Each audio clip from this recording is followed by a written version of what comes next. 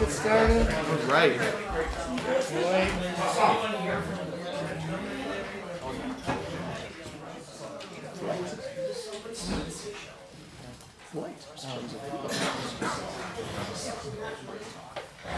All right, we'll call the Jamestown City Council work session to order for Monday, August 21st. Clerk, please call the roll. Councilmember Sheldon. Here. Brackman. Here. Arba. Here. Reynolds. Present. Faulkner. Here. Russell. Here. Diversa. Here. Eklund. Here. And President Doles. Here. At this time, we'll entertain comments from the public. If there's anyone here that'd like to speak, please leave your name and address and limit your remarks to 5 minutes. So since no one else is here, I get 15. Is that how that works? Melissa Penner, 8346 Faulkner Street. First of all, I just want to give a huge shout out to Kim and all of the people from the Babe Ruth World Series, and what a great job they did. 8 days of a tournament and ran so smoothly, even during, rainstorms and whatnot. I just want to give you a big shout out. Thank you. Thank you very much. It wasn't just me. But No, that's what I'm saying. Like, you and the whole crew. I mean, it was phenomenal. So, but the main reason I'm here to talk is I've been watching a lot of the JLDC meetings, and talking and listening to all this stuff talked about nonprofits, and I know there's money that's going to be voted on this month on giving nonprofits money. So I've been thinking about, I've worked for some of the nonprofits in the area, and I just keep thinking of, everyone keeps talking about, how can we move forward Jamestown? How can we move forward Jamestown? And then I see a grant for nonprofits getting $200,000, and then I see homeowners being offered $2,500. I'm not a homeowner, I'm a renter. And I know there's been a lot of grants given to landlords and whatnot, but I really think that this nonprofit money really needs to maybe be relooked at. And the idea that I would like to throw by you guys, and I know it's just a couple weeks away or a week away from your vote, but to maybe think about not only just giving these people money, but giving them a little bit of money so that they can make more money. We have a community that's full of people that want to go and see concerts and see comedians and see different things, but it's really only offered in a small bit of time here in the city of Jamestown. We do have little shows here and little shows there, but we miss the mark when people have to go to Erie, people have to go to Buffalo. And I think with this money, it could really make the city grow if we used it correctly. So if you have 2 nonprofits asking for $1.5 million, just 2 of them.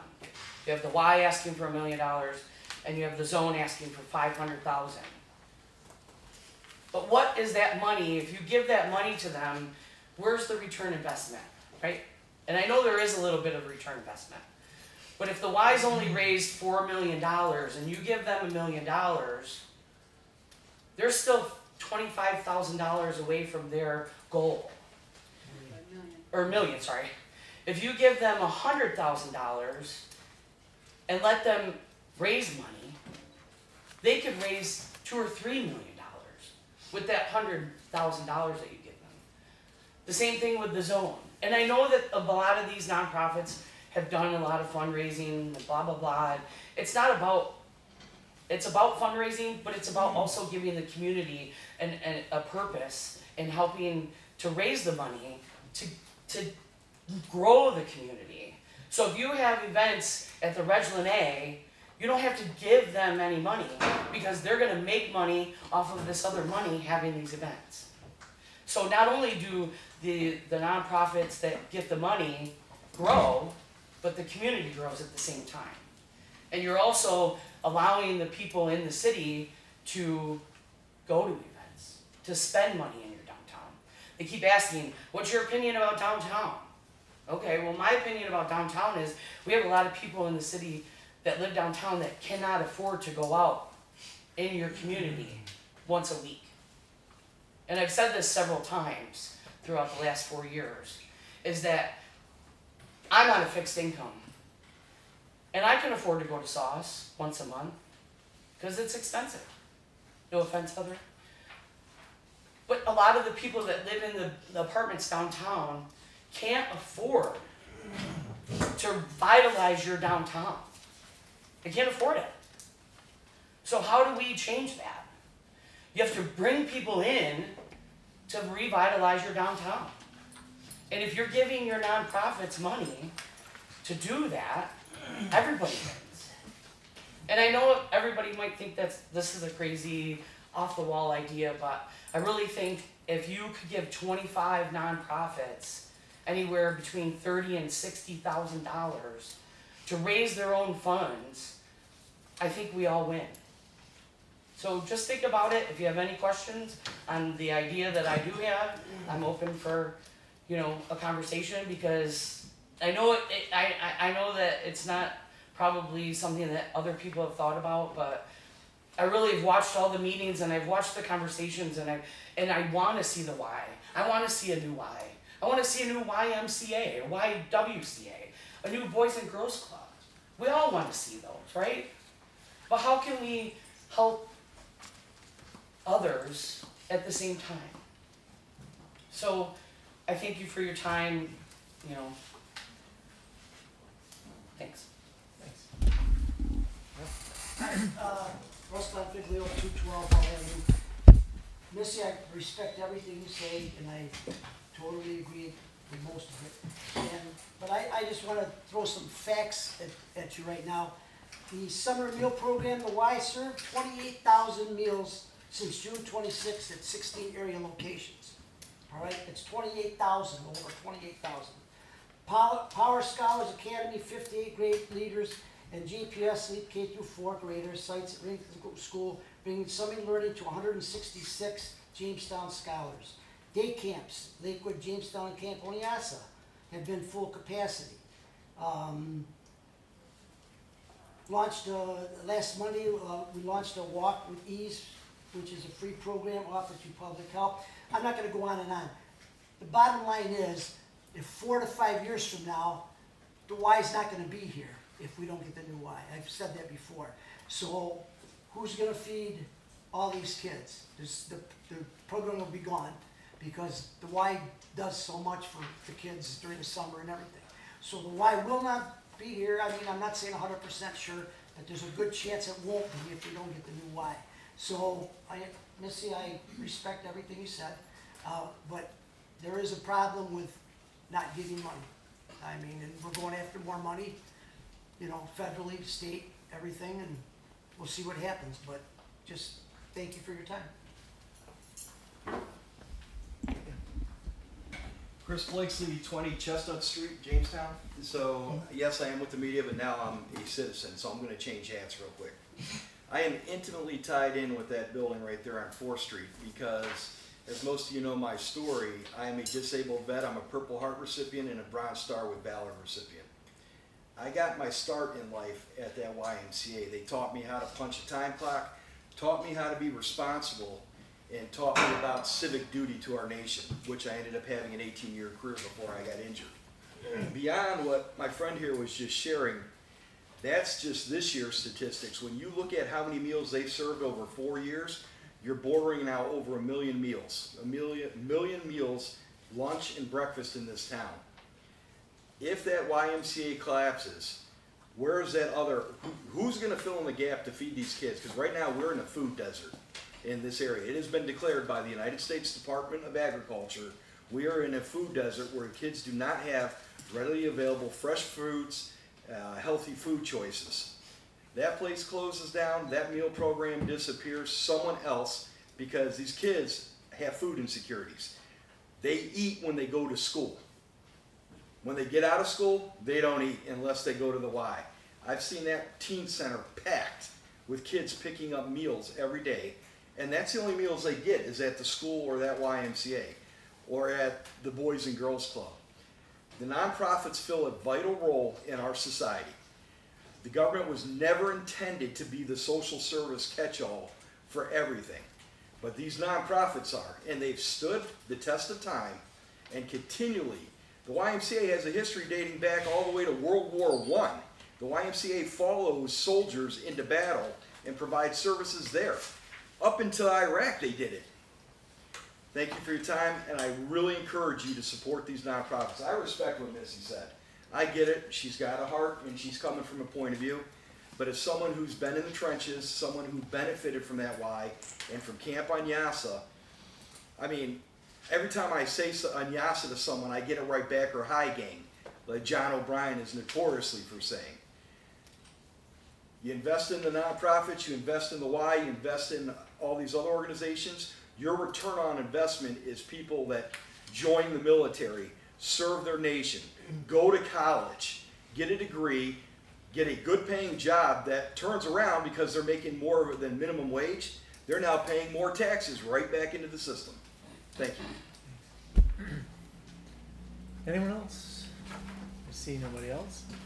And speaking of the non-for-profits, Mr. Odell is up to give us a presentation. We all received information about what the JLDC has been discussing, different non-profits, and some of the scenarios and some of the information. So, Mr. Odell, the floor is yours.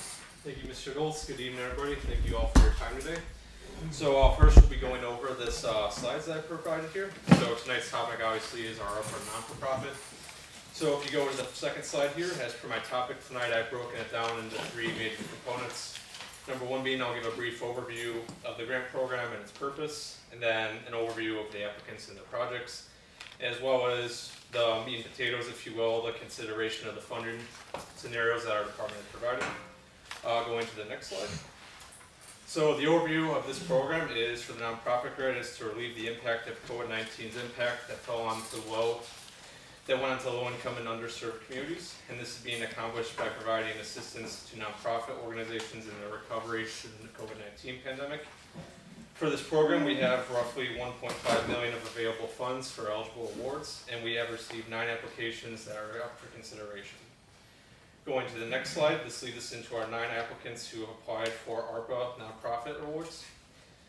And breaking down the amounts requested for the YMCA, they are requesting $1 million. Jamestown Center City Development, known as the Kid Zone, $500,000. YWCA, $145,714,000. Chautauqua Opportunities, $181,393. St. Luke's, $200,000. Collaborative Children's Solutions, $96,850. Roger Torrey Peterson Institute, $82,500. Robert H. Jackson, $350,000, and the National Comedy Center for $200,000. And this leaves us with a grand total of around $2.7 million of requested funds. Going to the next slide, I'll examine on what the funding request would be utilized for. As already shared, the YMCA would be utilizing its funds for the construction of the YMCA. They have secured around $4 million so far from funding. It is also important to mention too, if they are awarded the full million, they will be able to begin construction in 2024. However, if they do not receive the full million, it will likely delay the project. And then moving into the Jamestown Center City Development, their funding would go toward the construction of the Kids Zone at Northwest Arena. They are currently $1.8 million away from project completion, and if they receive $500,000, the requested amount, it would reduce it to a more manageable $1.3 million. And if they are awarded the full amount, it would put them on pace to reach their projected current timeline of grand opening of June 2024. And if the full amount is not secured, similar to the Y, it would push the grand opening back likely until 2025. Next, for the YWCA, they have developed a new program for female youth ages from 14 to 19 years old. The program's goal for this is to empower healthy decision making and assisting young women in developing leadership skills and community advocacy through educational modules, and graduations of this program are eligible for paid internships once they complete it. The request of $145,714 is all that is needed to get the program up and running, as the project gap has already been covered. Similar to Chautauqua Opportunities, they have requested funds to go toward the development of a 12-unit, 18-bed homeless shelter for single women. The project will provide support services for these women. They have requested $181,393, and that is all that is needed to cover the gap for the project cost, as all the other funds have been committed. For Collaborative Children's Solutions, the funds will be utilized toward running community programs for Jamestown youth to address childhood trauma, abuse, and neglect. And they plan to have motivational speakers lined up to speak to children, and the project is aiming to provide support services for Jamestown adolescents. CCS has secured the gap in project costs Next, moving into Roger Tory Peterson Institute. Their funds would be used toward hiring a new development director for the Institute, and this would assist in strengthening the organization's capacity to generate more commerce and tourism to Jamestown. Funding will help continue the momentum of their strategic plan that was created in 2021. This includes expanding their exhibits and program opportunities, as well as driving more tourism to Jamestown with a new position. It's also important to share that due to the pandemic in 2020, Roger Tory Peterson Institute suffered a loss of $500,000, and some of these funds would help mitigate against those negative effects, and the position will be sustainable post-ARPA funding. Moving into Robert H. Jackson Center, they have requested $350,000 from the city. $250,000 of those would go toward the revitalization of Kappa Theater with updated sound quality systems and all of that stuff. Then $100,000 would be used toward a director of marketing and a director of programs, which would assist in increasing visitation numbers. And this will help them rebound from the COVID-19's impact on attendance. In 2019, for instance, their attendance was 14,500, and that has dropped to 2,000 in 2022. And the purpose of these new positions would be to help get more in-person attendance back to the center. Moving into National Comedy Center, they have requested $200,000. These funds would be toward marketing to generate more tourism to the Jamestown area. Their goal is to tap into other markets in Cleveland and Pittsburgh to generate more dollars into Jamestown, and their overarching goal is to increase more tourism, and which would result in more use of local restaurants and other hospitality services in the city.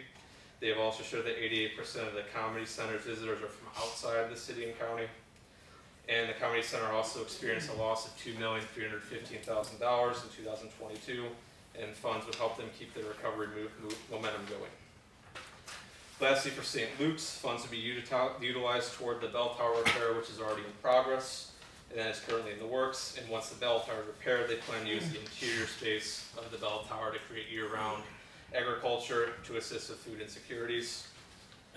And then if you go to the next slide here, it brings us back to the challenge of all this, which is we have around $2.7 million of requested total funds, and between all these organizations we have $1.5 million to disperse. Therefore, it's pivotal that every dollar has a meaningful and positive impact, which leads us into the funding scenarios, which are these attached spreadsheets right here. So our department has developed 4 different funding scenarios to present options on how we shall navigate where these dollars are best utilized and spent. Starting with scenario 1, this one is based on 50% rubric and 50% community based. That is being defined as how the projects will directly serve Jamestown residents and how it will serve the community. Scenario 2, that is 100% community benefit and does not take rubric score into consideration. The purpose of this scenario was to get the majority of the applicants closer to the requested amounts to meet timelines. Then for scenario 3, this was 100% based on rubric score and broken down to where the highest score of 26 receives 80% of the total amount. The second highest score of 23 to 25 receives 70% of their total amount, and the lowest score of 19 to 21 receives 60% of their total amount. And lastly, for scenario 4, all funding requests under $200,000 are fully requested to their full funded amounts. The maximum award in this one is $200,000, therefore all that are $200,000 or greater receive $200,000. And now I'd be happy to take any questions on the applications or the scenarios. Or my silly suit. Just a quick question. There's been a lot of discussion about, there are 9 different requests here. Was that the only 9 who applied? Is there anyone who was applied that was turned down, or was that just the only 9 who actually applied? So I just want to make that clear, because I think people, I mean, obviously there's a lot more than 9 nonprofits in the city of Jamestown. These are the only 9 who actually went through with the process of application, correct? Yep, that's correct. They're the only 9 that submitted applications to the city. And it was advertised so that other nonprofits had the opportunity to ask if they were interested. Yes, sir. Right, okay, I just want to get that out there, because there's a lot of questions as to how they were picked and why this one, not that one, and that sort of, no one was denied or thrown out of the mix. These were the 9 who actually applied, and so now it comes down to a matter of, you have over, $2.7 million in ask and 1.5 worth of money, so that the big question is, how is that divvied up? And that's where we get to the 4 scenarios. Yeah. Just want to make that clear. Question. If we fund any of these and they don't reach what they need to finish their project, so they don't complete it, do the funds revert back to the city if they can't raise the additional funds, or what happens? So that if we're funding some of these that have, 20 million more to raise and they don't raise it within the time frame, what happens to the ARPA money? Is it just gone then? Because, I mean, the concern is we need to spend it by a certain time, but if they can't raise the funds to generate ever opening the door, which has happened in some instances with other smaller projects, what then happens with the funds? I think that was brought up in the JLDC meeting, and Mr. Ramondo said that there would be language drafted that the money would probably revert back to us. Is that correct, Yes. Mr. Ramondo? We always put anti-speculation agreements and reversion agreements into these grant funded projects. So, for instance, if they start building but they can't finish it, and that money's spent, how do we get the money back? We typically have a clawback provision where we would have to either sue or not issue the funding. As you mentioned, Marie, it does have to be spent by 2026. So if it's not, if it's not spent by then, we would not either issue it, or it would indicate a clawback for the city. Okay, and I'm weighing that against the fact that we're looking at bonding a considerable amount of money that the city will have to bond at the taxpayers' expense, so it's a hard, I appreciate the work, and I'm not undervaluing anything that they contribute to the community, but the concern is, where do we get the most value for where we're putting the last of these dollars that we have left? May I quickly Sure. just add a little bit here? Tim emailed all of you earlier today. You probably haven't had a chance to see it yet because it was later this afternoon, but we did ask the nonprofits, particularly those who came back, we asked them to come back another time, those that are asking for higher dollar amounts, so 200,000 and over, to come to the last JLDC meeting specifically. Actually, there were 2 that we had them come and present at, specifically to talk about return on investment. And so Tim did send the link to those, which it's just our live stream, and listed the dates that those meetings occurred, just so they're easy for you to find, and the time frames. So when you're considering and you're thinking about all of this, because I know it's a lot, it's been a lot for our department as well, which is how we ended up with 4 scenarios. So when you're considering and you're thinking about questions that you have and additional concerns, take a look at those if you can. And they explain things much better than we ever could on their behalf. So, and I'm sure that, there are other questions that they would be happy to answer. So please call us, email us, text us, whatever, because I know that this is a really big decision, maybe one of the biggest of all of the grants that we've done, and it's certainly not an easy decision on which scenario to go with, and who's more deserving over who. I don't think that that's really the question. It's more so, how do we divvy up the funds in a way that is useful and gives our community the most that it can. So I just wanted to make sure that you know that those videos are available, and of course the JLDC meetings are all streamed, so if there's others that you want to go back to, let us know and we can send you the direct link and the times for those as well. Thank you. How many of these have received ARPA funding through another program already? Right. Yeah, none that we've administered. Yeah, because they're nonprofit, so. That's not to say they might have received some other COVID If funding. they got PPP Sure. funding, Right. payroll protection, or. But as Yeah, far as not from the directly city, from us. they've received none.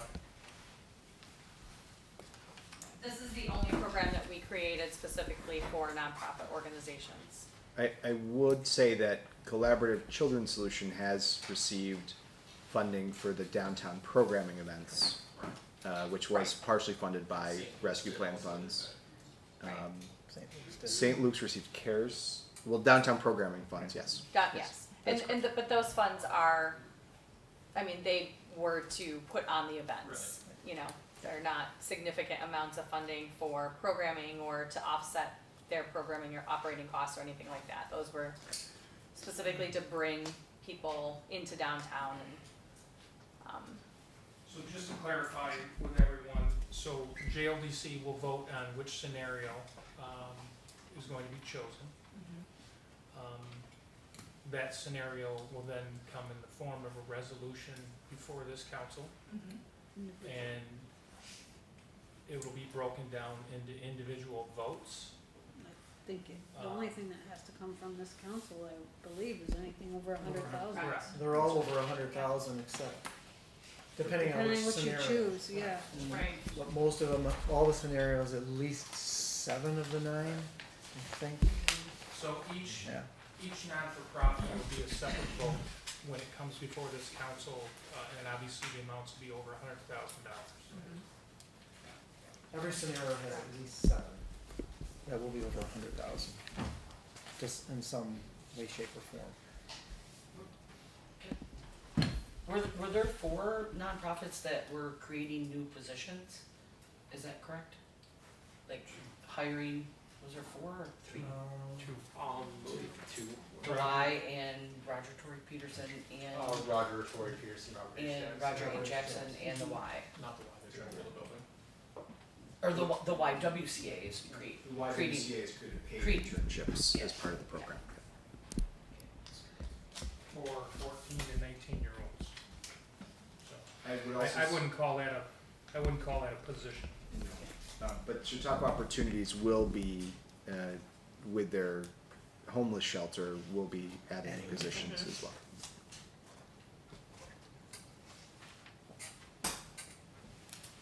So the process, as you said, would be that the JLDC would determine which scenario. It would come before the council if it's over 100,000, and then each would be voted on individually. I think it's important to note that the JLDC board has expressed, some members have expressed that they'd like some feedback from city council, since, you know, if these are going up to be ratified by the city council and there is not enough support, Right. we don't necessarily want to put organizations and others through that process. We can modify awards or look at, you know, different scenarios. When does the board, Well, it was supposed to meet this week, but I don't believe we have a quorum yet, so. Yeah. Probably very soon, I would say, in the next week or so. I think they were trying to get the board to have a vote and then have it for your voting session. Right. Correct. I don't believe that's gonna happen, though. Unless we can find a way to do it. We do not have quorum for a Wednesday or a Thursday. We can try for a Tuesday, but so many of you are out, on vacation or out for the week. Tuesdays after the voting session, so. Well, I mean tomorrow, Oh, yeah. Right. It'll be tomorrow or Friday of this week. I don't know if that's gonna work. Right. So it'd be within the next few weeks, I would say. And again, this whole process, I know that there's people that were kind of, pushing this along as fast as we could, but again, as you said, this is a big chunk of the money. And again, the need or the ask is greater than what has been allocated. And so that's created a situation where we have to figure out which avenue, which direction do we go, how much does each get? And what is the return on investment, and there's no doubt if you watch those and sat through these, they're all very good organizations that have needs, and there's certainly many more that are out there, but, you know, it just comes down to how much money we have and how you split it up and how you feel about that. My suggestion, and I agree with the mayor, that, you know, if you have a strong feeling about any of the scenarios or any of the individual organizations, that you contact one of us that's on the board, or, you know, Crystal or whoever, just so the board gets a direction as to which way you would support and what you wouldn't support. And that way, like I said, it instead of creating an awkward situation where something comes up for a vote and it's denied, it'd be better to try to work through that ahead of time so that it's a lot smoother. So, I mean, that's how I would appreciate that. If I could add on to that, I would say that scenario 4 is the only one that keeps to the original intent of the grant, which was a maximum of $200,000 fully funded, although the grant does allow you to go over 200,000. That would, anything over that would require us to do a pilot agreement. So I would urge you all to look at scenario 4. Obviously, all the scenarios are there, but all the other scenarios actually provide organizations with over the 200,000 in some instances. So. Tim, I just sent you an email, and I think because some of us have listened to this in multiple ways, I think one piece missing for the rest of the council, if I may speak on your behalf, is we have a description of the project, but we don't have who's the beneficiary, right? So, or who's, like, let's take the YWCAs. That was very program specific as to who could enter it and who could do it, and I think some of that information might be beneficial to these guys who didn't hear the presentation to understand a little bit more. We all know what Collaborative Children's Solution does and does well throughout the community, but what in particular is this particular grant going to do? Is it going to impact school kids? Is it going to impact the entire community that's eligible? I think that may help some people understand the impact, if you will. So next to the description, maybe the recipient or eligibility or a little bit more so they can see that might help. Where it's, obviously for St. Luke's, it might not, other than the GROW program, I mean, it's really not specific, but some of these it very well may help. I think you all received the full applications as well, so if you need additional. It's just a lot to absorb, having Sure. not heard it. I think just a brief summary would help. Can we make that very easy on you? I picked the 3. You what? I picked 3, so Yeah. made it real easy. You look at it that way. So if anything, at least it does give the council a little bit more time to look through and digest and ask questions if we're not able to meet before Monday to make a decision, and that gives us another month to kind of work through it. Ask more questions and then, you know, move on from there, so. I think that's probably, in some ways it might work out better that way.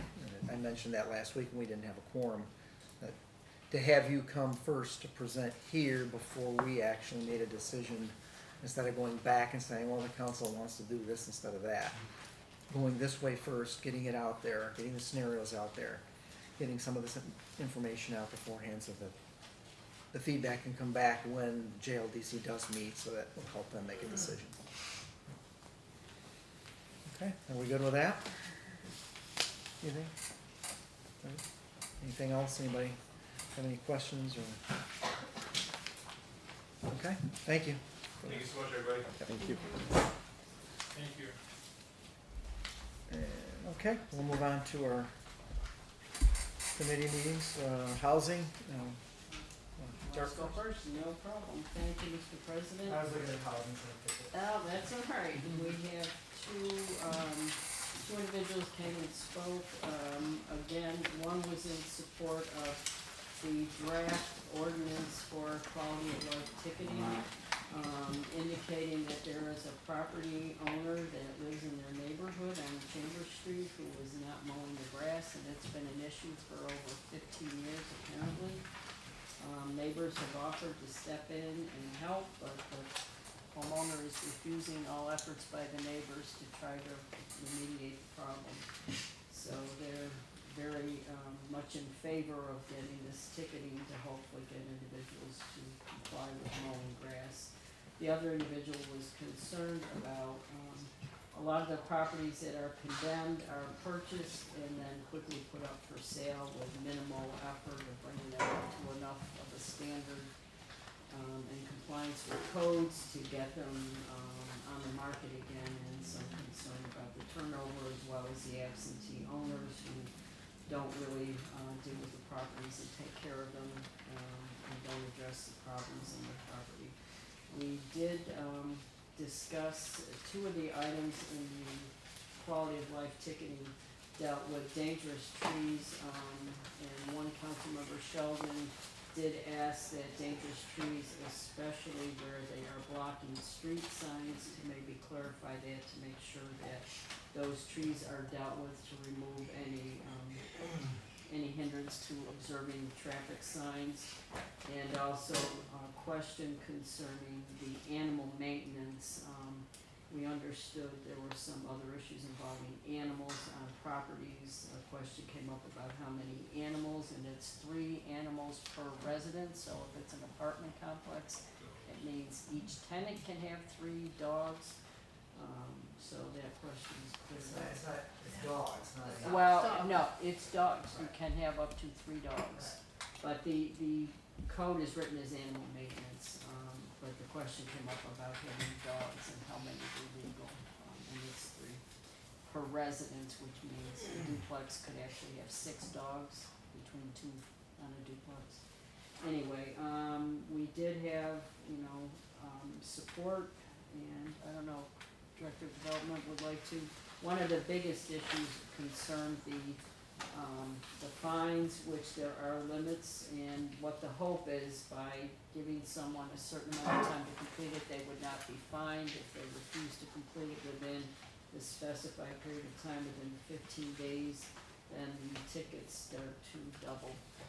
And that seemed to be, actually, Corporation Council, have you had discussions with the city court judge as to? That was my question. Yes. And what was the response in terms of the fines and this ordinance, if anything? We're hoping to remove some of the minor cases, such as high grass, out of court, and hopefully dealing with the more egregious problems, but what is their feeling as far as this ordinance goes? So as far as this ordinance, they were overall positive to it. There was a request for a progressive system of fines. And even with that progressive system of fines, the judges could still waive those if there was a good faith effort by the owner to comply with that. Obviously, I want a little bit higher fines for the city, because by the time they get in front of the judge, we would like to assume that our code enforcement officers have already warned the individuals thoroughly that they need to fix the problem and remedy the situation. As well as the fact that I believe inflation will continue, so we should have higher fines. But there is a cap by the state, so we are limited to the state cap on this, correct? Yes. So, and the ordinance follows what's done in a couple of other cities. I think Rochester and, was it Binghamton? Binghamton were the 2 cities who have very similar ordinances and have been effective in trying to address these issues. So, I don't know, do you have anything else to add? I think you covered it pretty well. I'm happy to answer any questions that anyone might have. I think it's good. By doing this, we're hoping to get better compliance in a quicker manner, since housing court is limited as to how many cases can be heard.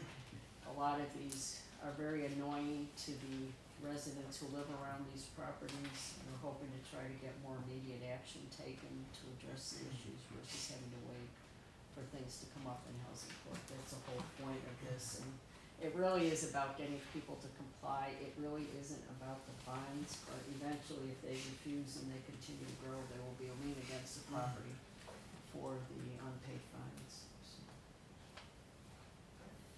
Any questions? comes up in the next week, feel free to reach out to myself, or Elliot, or whoever, happy to answer any questions. That was it. Thank you. Kevin, finance? Sure thing. We had quite a few resolutions. The first one was the public improvement bond issue of March 3rd, 2021 for $61,460 and no cents. That was approved. The next resolution was for a new lease on a car for the mayor. We asked a couple questions about mileage and the possibility of budget constraints, and should we be able possibly to move that to another department with a lease at the end of the year, and threw out a few other couple options there, so. Just wanna verify that those leases for DOD are the end of the year, is all, if you could for me. Yes, they will. They are. And the year is extended. This lease was not able to be extended through the end of the year, whereas the DODs were, so it's causing a timing issue. Resolution number 3 was for the JAG program. There was a public hearing and on August 15th, 2023 at 9 a.m. And this is to accept the $20,694 to be utilized by the Jamestown Police Department to purchase pole cameras. That was approved. Resolution number 4 is that Mayor Edward Sundquist and Director of Public Safety Tim Jackson authorized to enter an agreement with the City of Jamestown School District for providing 2 school resource officers in the Jamestown Public Schools for a term of 1 year beginning September 1, 2023 and ending on August 31st, 2024, subject to the approval of the Corporation Council as to form. That was approved. Resolution number 5 was to purchase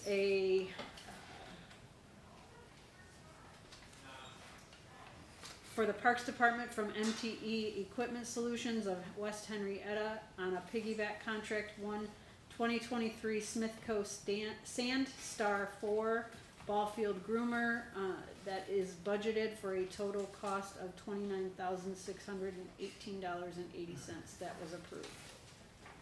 Resolution number 6 is for a change order number 1 with R. Patty Concrete Excavating of Jamestown for concrete work on Briggs reconstruction 2023 based on change order of August 2nd, 2023 for a total change in an increase of $24,978.25.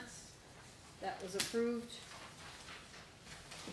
This resolution number 7 is also change order number 2 with R. Patty of Jamestown for concrete work on 11th Street, Lafayette Street, and West 10th Street for the 2023 change order dated July 10th, 2023 for a savings of $900 in total change, and that was approved.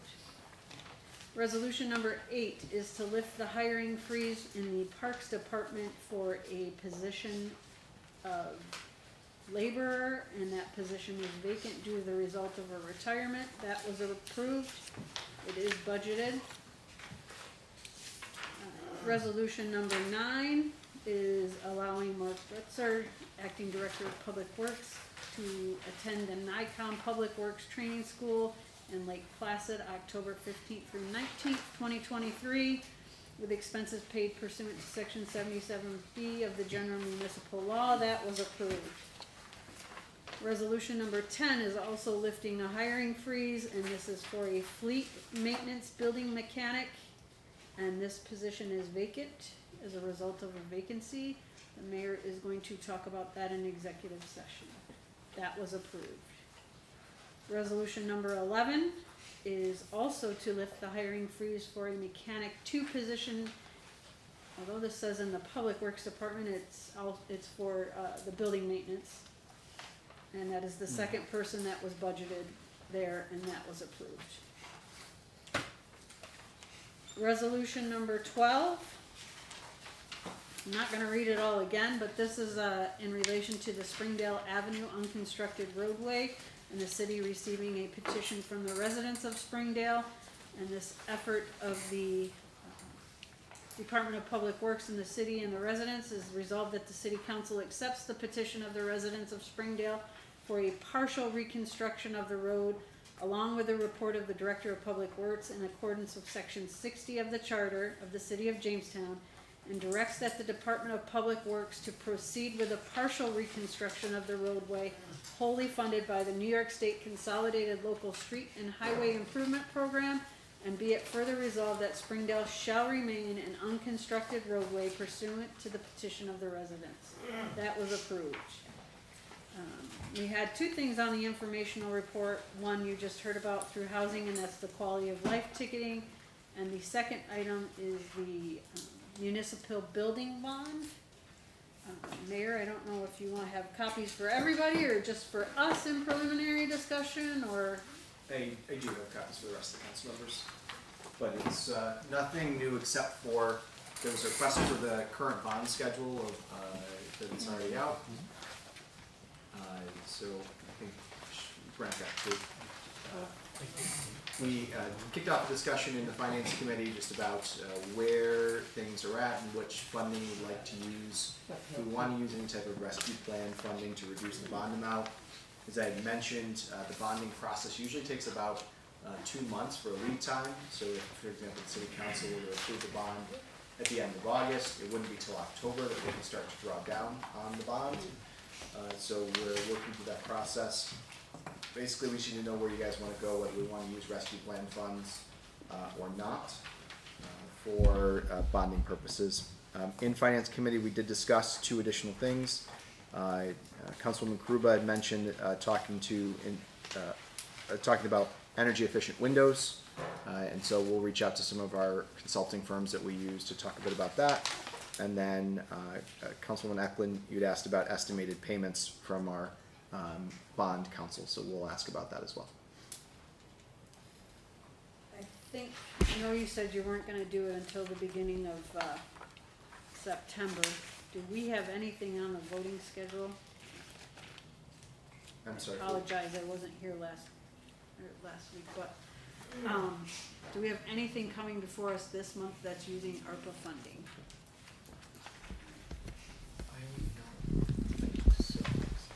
I don't believe so. I'll have to double check. Everything is on finance was what would have been on finance last week. Yes. I don't believe there was We anything. didn't have finance. The agenda today is what would have been discussed. Combined from last week, next week. It's combined. So, Carol, everything you sent us on August 7th should have included everything we voted for in July, correct? To the best of my knowledge. If there was something voted on between, I'd say June of last year and my starting, I can't at this moment guarantee it's on there. Okay. I believe Jen worked on that as well, right? Yeah. So if it made through a resolution, we put it on there. Question, and I'm not sure if you can answer. I'm looking at the part of the bonding where $1 million for the fleet maintenance building gap funding, and then we have $250,000 for 145 Steel Street, the building roof. What's the plan for that building going forward, given that we've got that whole fleet maintenance building on Washington? What will be done with the 145 Steel Street? What's the plan? I believe the intention is still, and Randy, you can talk about it if you'd like. They're But just gonna acquire the regular day-to-day basis vehicles and machinery are going to go into there, which they badly need the room because like their snow removal equipment, and it's kind of stacked in there, and this will, alleviate some room problems that they have had for years. So they are moving into those bays with their equipment. At 145 Steel Street? Yeah. Okay, so it's not all accommodated under the new building and all of what's been required on Washington Street then? yes, fleet will be moving over. Fleet, all the fleet goes to Washington Yes. Street. And the rest of DPW streets Streets will, takes yes, care will of the take over rest, the which additional like I space. say is badly needed. If you guys have ever seen it, they stack them in. Russ knows more about that. They stack the trucks in there really tight. And Some equipment's Still outside. Still outside besides. Cause there's no room. Yes, so that's what they would do. And are we at a standstill at the fleet maintenance building? Right now, we are waiting on an electrical component that is scheduled to come in either September or October. The panel, isn't it supposed to be It coming in? is, yes, I believe it's a panel. Okay. That was it out of finance. And move on to Brent. Thank you, Mr. Chairman. We have the same resolution for the school resource officers, defining that was approved. We had one special event application, the Labor Day Festival, held, Sunday, September 3rd at Bergen Park, and festival with fireworks. That was approved. Under new business, we had two travel requests from the police department. One is the aerosol subject restraint instructor training. Sergeant Bentley, the first officer to be a certified instructor in that, with pepper spray in that. That was approved. And then there was also travel request to go to Albany for the Give Grant Symposium for Chief Forrester, Lieutenant McKinley, and Sergeant Dickerson. That is going to be paid for through the gift grant. And that was approved as well.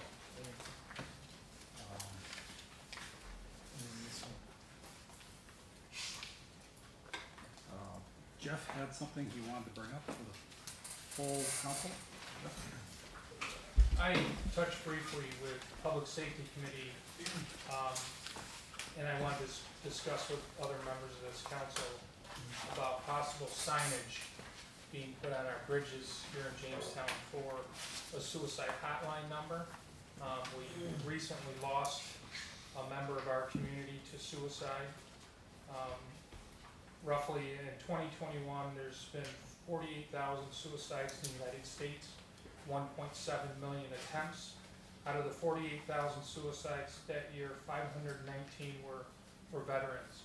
I know there's members of this council that have been touched, their families been touched by suicide.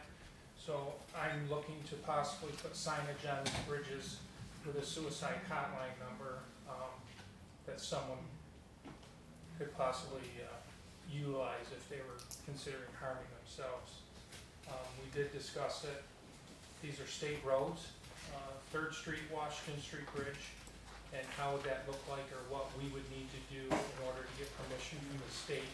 I'd like to see a sign at each end of the bridge with a suicide hotline number. So I just wanted to put that out to everyone else on council and how we would move forward to be able to do that. Jeff, we can, so I don't know if the rest of the council, we can certainly follow up with you on a design and conversation. I don't know if the bridge is, I think they're county owned. Yeah, the county manages the bridges, so we can, might make it a little bit easier to get that squared away. I wholeheartedly support it, having lived on the west side of town. I think there have been at least 3 since I've lived on that side. I just missed the last Sure. home from me, so. That would include 6th Street too. I would be glad to pay for some of those signs personally. Yes, I mean, all 3 bridges I would like to see signage on each end of the bridge. No, I think it's a great idea. I really do. Yeah. I appreciate you bringing it up. I really do. Hopefully there won't be a lot of kickback from either the county or the state on placement or permission rejected, so to It speak. would be from those are DOT bridges, if I'm not mistaken. And they are, and they're pretty good about that. I mean, even naming bridges and stuff, I mean, there's a process. Right. But I don't think they're gonna say much, I really don't. Thank you. We'll reach out to DOT and the county, Jeff, and we'll get back to you with whatever they say, as well as any type of design that we may wanna do for this. Okay, thank you. And just one last thing, the mental health employees who were here last week complaining about the the problems at the parking garages. There will be a joint meeting between the city and the county executive on Friday, November 1st. November? Or September, I'm sorry, September 1st. Pushing it way back. Yeah. So we have from, public safety. Okay, Randy, Public Works? Yeah, thank you, Mr. President. We just had the one resolution, and that was the, and that was the Springdale Avenue, project. And of course, it's, the people there were concerned about the condition of the road. Normally that gets, people have to pay when they want the upgrade, but in this situation, the city has able to get the CHIPS funding to pay for it. Now, they're not gonna make it curb and gutter the whole way, so it's not a full-blown street, but they would mill and pave very similar to what they did on Newland Avenue from Halleck to Huxley, where they milled it and paved it. And what they're gonna do is they're gonna ditch the sides of it to allow for the runoff to escape. Otherwise, you'd have to do it, the road would crumble. So I think it's a great idea that they do that, because the material that they're using now, which they did on Newland, is they expect it to hold up well. So we did talk about that. I talked to Mark about it last week. And so that should make the people happy, especially with no cost. And the other for informational, there's street abandonment approvals, 3 of them. One on 40-foot wide on Cheney Street, one on Collins Avenue, which is off of East Virginia Boulevard, and south of Pratt Street on east of Harris. And we're gonna have to go through the proper channels, the legal channels, to get those abandonment approvals. We'll have to go through a hearing, and that could take a little bit of time, but that's the beginning stages.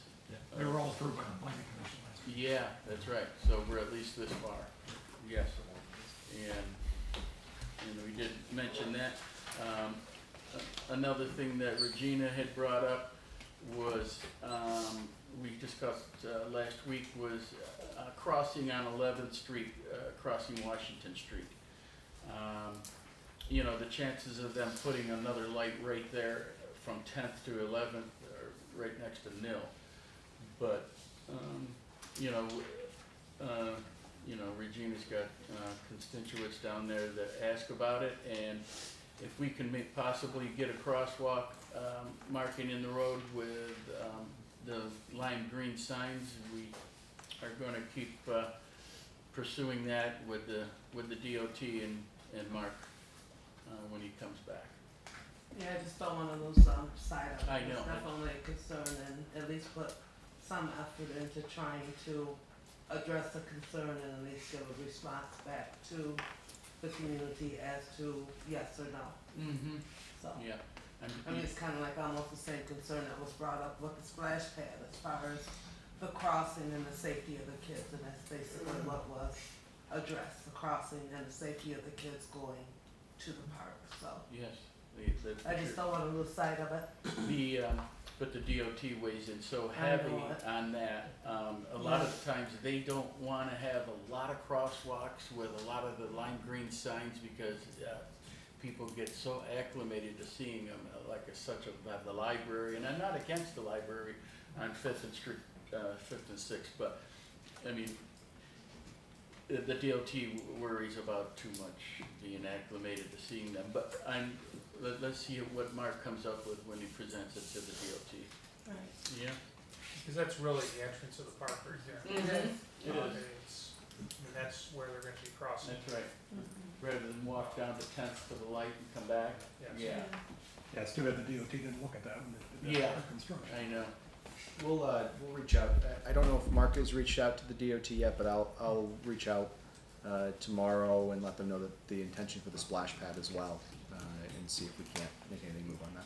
Yeah. 'Cause That was at 11th Street or 10th Street? 11th. 11th, right? That has the light Kent has it already. Yeah, and, you know, there's a couple issues that Mark's dealing with them, like, there was a water problem down there when they had a little bit of heavy rain, he's dealing with them on that.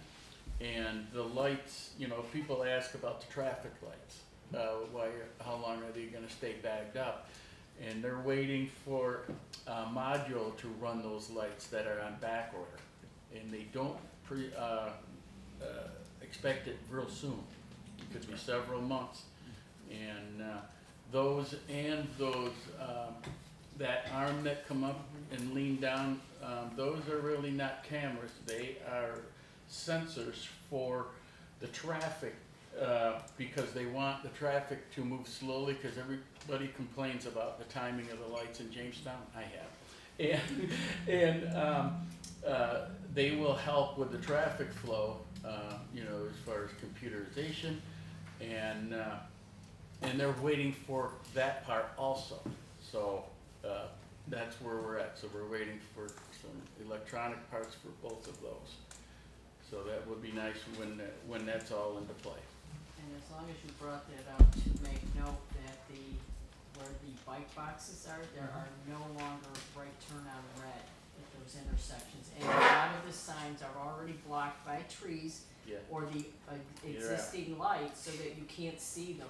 But please make note of them. Yes. There is no warning, but they have put up the no right on red turn signals in a number of locations that previously did not have no right on red turns. So That's right, Regina, you and I were talking about that. I said, I know I heard that 8th discussion. in Washington, 10th Yeah. in Washington, going in either, but it seems to be where they have the bike boxes, the Yes, green right where the solid, bike box. that you cannot go right on. They're worried that somebody could be on a bike right there. Right. But people aren't aware of it when you talk about I all know. the signage and Yeah. not paying attention, but to make note, and some of them are not very visible right now. Yeah, there is some clearance trimming that's on the list, with branches over signs, but stop signs especially. So Mark is aware of it, and that's all we have. The abandoned streets should be scheduled, or will be scheduled for a hearing. And they've already been passed through planning commission. Okay. So those have already moved through the process, or will be moving through the process. And then, Marie, we are, at your request, evaluating whether those controllers can be used for other lights that have, failed controllers, specifically near Purcell. And so, Yes, that once that shifts through, we're hoping we'll be able to move controllers to other ones that we've lost components of. I brought up the question since they were removing the old lights, like the blinking light at Purcell, could they be repurposed and put there, because I've been told in the past the light was too expensive to replace. So if they can be repurposed because of school safety, why can't they stay there? They're not gonna reuse them and use them again in an area like ours where that could be a better traffic signal and help the student cross the street, why not? But Mark was not optimistic, he didn't think the state was willing, and I don't know if it's for liability or what reason, but it just seems a shame if it could be repurposed and enhance safety around that school without a lot of expense going into it. So I appreciate if you could try, but he wasn't optimistic when I raised the question. We're also purchasing some additional new controller components, not related to the Washington Street project. So we're working on trying to find a way to make that happen. And just for the record, the street traffic lights in downtown Jamestown are all geared around Washington Street. What Washington does dictates the rest of the downtown city of Jamestown.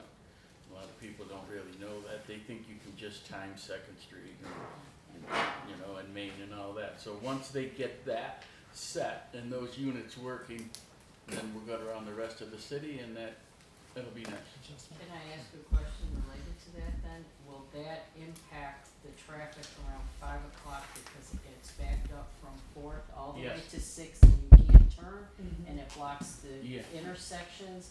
Is that what That's what the arm that you're- sensors are too. When they Okay. sense that backup, that will be in control with the rest of the lights, so those move down smoothly. It's really neat. I didn't even know they had such an animal until recently. Okay, well, because right now it's not working very well. No, it's not. not when it gets back up, no. No, And, no, and it in isn't. in the winter, they hope to have it done by the time snow flies. But Alright, well, just so they're aware of the issue, Yeah. that's all, okay.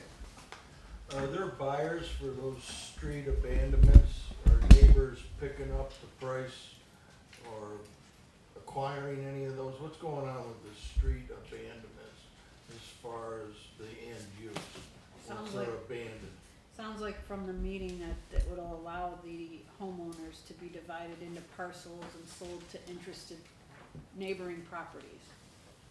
Yes, that is typically how that. That's kind of what prompted there were people that reached out because they were interested. Okay, good. One other thing we forgot, there's another resolution, Kim. We forgot it was just a resolution to approve aerosol subject restraint instructor course. Did you get that? They should have been. We did that under public safety. Yeah, should go through finance. It was. Well, it wasn't on the agenda. It wasn't on the Yeah, agenda, they it's were, new. they were Yeah. given to us. Alright, just to, Should have the second one too, right? I have no Gives- issue with it from yeah. finance. that's fine. Gives, There's also the The other one, the Gives gift, symposium. the gift one. the gift Yeah. one. there should be two. We approved them both. They were more new business. Okay, The give grant? yeah. Okay, we good? I guess we're up to you. Okay. Just 3 items for you all. The first one is you may have noticed new trash cans in the downtown corridor. The Jamestown Renaissance Corporation and the Sheldon Foundation, right? Sheldon Foundation worked together to help fund new trash cans with the Parks Department. So if you see new trash cans out and about in the downtown corridor, you can thank the Sheldon Foundation, the Jamestown Renaissance Corporation for that support. So they were, I think many of them were tired of looking at some of the old trash cans and thought it would be worthwhile to help clean up the downtown. So we very much appreciate them and thank them. And I believe this week we're doing a short video with them to talk a bit about why we have new trash cans in the downtown. So I don't know if we can make trash cans sexy, but we will try our best as much as we can. The second item, just to let folks know, we're still moving ahead with the Labor Day celebration. That'll be on the Sunday. It's turning out, looks like it's going to be a great time. Hopefully we'll be able to see you all there. I believe the mayor's office is running bingo this year, so if you're excited and want to play some bingo, which is the most intense bingo I've ever been a part of last year. I don't know why, because they just play for Pepsi cans, but it's a really, really great time, and hope to see you all for the Labor Day Festival at Bergman Park. And the third item is last week I gave you all quotes on cameras and lighting for the parking ramp. Obviously, we do have a meeting scheduled with the county, but I still, if anyone is interested in helping us find a way to fund that, please reach out. I haven't heard from anyone yet, but I understand I just gave that to you all last week. That is just the quote for things. I know the newspaper reported those as bids. Those are quotes. Because it's a public works contract, we still have to go out and do a full RFP for it. But we wanted to know kind of what the amount was going to be before that was the case. So. I asked her in public safety, does the lighting and the cameras have to happen at the same time? If we can't come up with funding immediately for both, is the lighting adequate right now where we could put the cameras in first and lighting after, or they have to be done together? Well, some of the laying of conduit also deals with the electrical wire and conversion, but the Spring Street ramp does not have an LED, is not LED converted. So the light sprays are different than the Cherry Street ramp. The Cherry Street ramp would probably be fine. Cameras, there's a lot of dark spots in the Spring Street ramp that would need to be addressed. Yeah. The cameras would not function That's at their correct. full capacity if the lighting wasn't done at the same time. For the Spring Street ramp would need to most likely have it, and the Cherry Street ramp does have LED light conversions, so a little bit better spray currently. Could we get away with just adding lights into the dark spots on Spring Street instead of relamping or refixturing the whole ramp? It's very possible. We'd have to talk to our engineers that have been working on that from To the save Public Works. money. Yeah, I would say if you're gonna do it, do it. I mean, if Right. we got into this issue before because we keep chopping up the different things for the ramps. But just feel free to reach out for folks. We're happy to work with you guys, sit down with you, try to figure out where we want to take that from. So those numbers you gave us are just basically preliminary, it'll go out for an RFP and we'll get more solid numbers from there. Yes, it was more of we were trying to understand what the total cost was going to be, because we just didn't know, first off, how many cameras were going to be needed, as well as what the conversion would be for the LEDs. So it was a matter of trying to understand what those quotes were going to be. Can I ask, how's the signage for no loitering coming along for the ramps? Yep, it was. I don't believe it is in yet. It was ordered, I think, last week. It is not something that we could do in-house or were able to do in-house, so we ordered it. I have not gotten a report today on whether it is in, but I'll certainly check tomorrow morning and let you guys know. I don't know, Chief, have you heard anything about it? No. I don't think it's come in yet, but we'll try to get an update on But the that's timing. still going on. Yeah, it's been ordered. Everything's been ordered for the signage already. The chief worked with Mark Raitzer and the sign team to figure that out. And then the police department will be getting a letter, basically authorizing, an arrest for trespassing. What's the status of that? And we discussed before that the same sort of thing happens with the railroad property. Elliot, do you want to speak on that? I believe, my legal opinion was the fact we already own the parking ramps, so therefore we didn't really need a letter. If they're there without any business to be in the parking ramps, we can arrest them for trespassing. That's what I was wondering, because we own the property, why do we have to get a letter from the company basically that runs it for us if we own the property? No, yeah, we have a contract with them. Right. So, my position to the chief was just, we start patrolling it and, if there's a loiterer there, especially once we have the signs there, we can arrest them for trespassing. Sure. That being said, they're gonna be getting an appearance ticket and, going through that process.